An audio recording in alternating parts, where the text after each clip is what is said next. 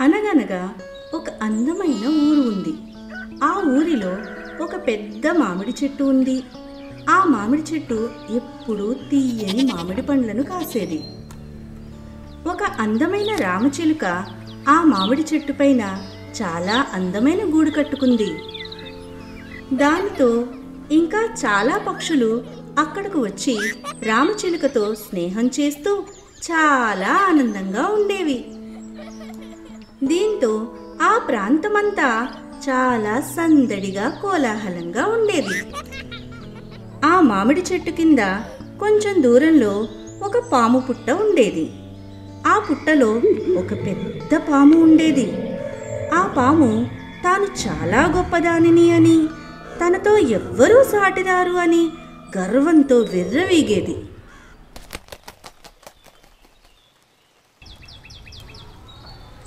ఆ రామచిలుక మామిడి పండ్ల కాలంలో మంచి మామిడి పండ్లను తీసుకుని వెళ్ళి తనకు బాగా ఇష్టమైన కన్నయ్యకు ఇచ్చేది. రోజు ఆ చిలుక ఎంతో భక్తితో కన్నయ్యను ప్రార్థించేది.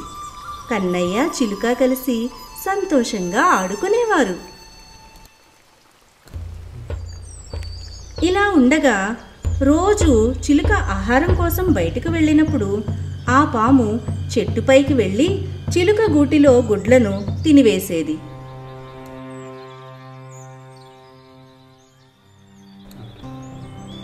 చిలుక తన గుడ్లు ఏమైపోతున్నాయో తెలియక చాలా దుఃఖించేది. ఎలాగైనా తన గుడ్లు గురించి తెలుసుకోవాలి అని అనుకున్నది.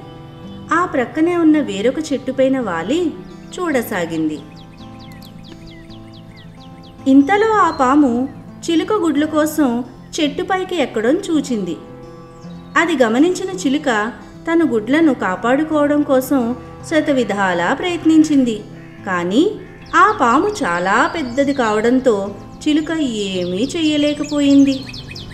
ఆ పాము మాత్రం, నన్నే అడ్డుకోవాలని చూస్తావా, నువ్వు నన్ను ఏమీ చెయ్యలేవు అంటూ చిలుక మీదికి కోపంతో వచ్చి ఆ చెట్టు మీద నుంచి తోసివేసింది.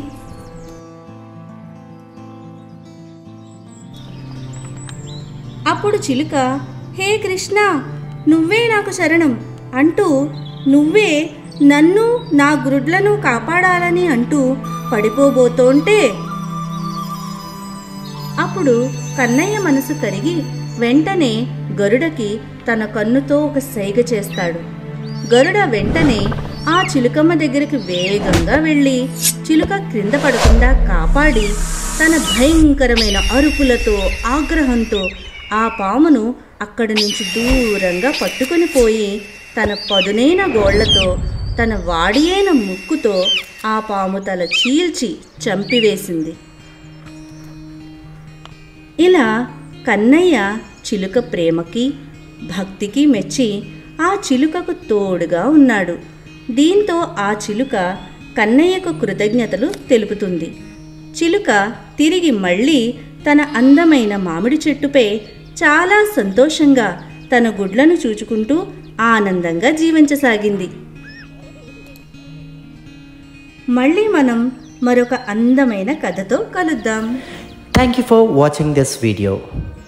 Don't forget to subscribe Paper Dreams TV. Do like, share and comment.